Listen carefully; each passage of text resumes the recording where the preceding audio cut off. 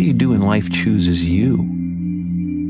You can choose not to do it. You can choose to try to do something safer. Your vocation chooses you. When I really started painting a lot, I had become so obsessed that there was nowhere to move in my home. Paintings were everywhere. They were becoming a part of the furniture. I was eating on them. I found myself looking around at one point in a really bleak winter in New York, and it was just so depressing, and I think I needed color. It's getting kind of pedestrian to me now, the teal. You know what I'd like to do is just start threading in some purple, into these things. I'll find the ultimate color and not be able to reproduce it. You can tell what I love by the color of the paintings. You can tell my inner life by the darkness in some of them, and you can tell what I want from the brightness in some of them.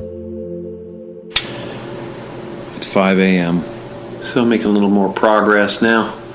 It's really kind of cool what happens with these things, because you really don't know what a sculpture or a painting totally means. You think you do. Most of the time I start out with a plan, and then, like a year later, I'll realize that the painting was telling me what I needed to know about myself a year before. I think what makes someone an artist is they make models of their inner life. They make something physically come into being that is inspired by their emotions or their needs or what they feel the audience needs. I like the independence of it. I love freedom of it. No one else tells you what you can or can't do most of the time. And there's an immediacy to it. Art has to be service, it's like you're servicing your subconscious, and at the same time you're doing something that someone's going to relate to, hopefully. When I was a kid, I spent half my time in the living room performing for people. I spent the other half the time in my bedroom by myself, writing poetry and sketching.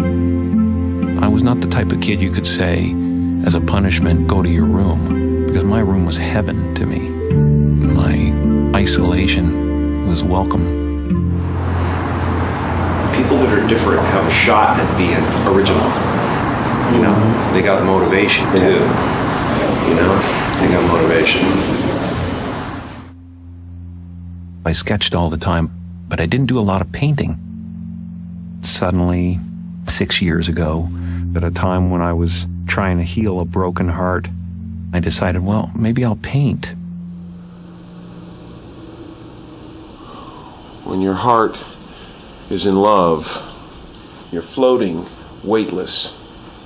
But when you lose that love, you have to re-enter the atmosphere. And it can get pretty rough. You're just bouncing off one molecule and onto the next, ripping through them at such a pace that they just ignite and explode. Until you find another heart that's doing the same thing, has landed and cooled, and then you start to float again. The energy that surrounds Jesus is electric. I don't know if Jesus is real. I don't know if he lived. I don't know what he means, but the paintings of Jesus are really my desire to convey Christ consciousness. I wanted you to have the feeling when you looked in his eyes that he was accepting of who you are. I wanted him to be able to stare at you and heal you from the painting.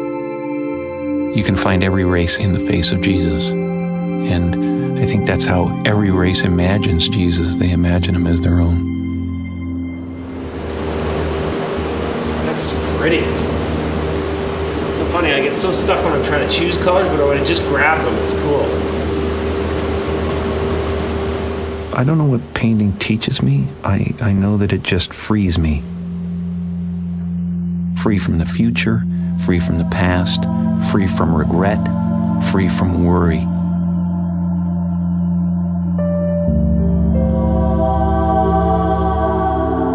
Something inside you is always telling a story. I believe every single thing that you see and hear is talking to you.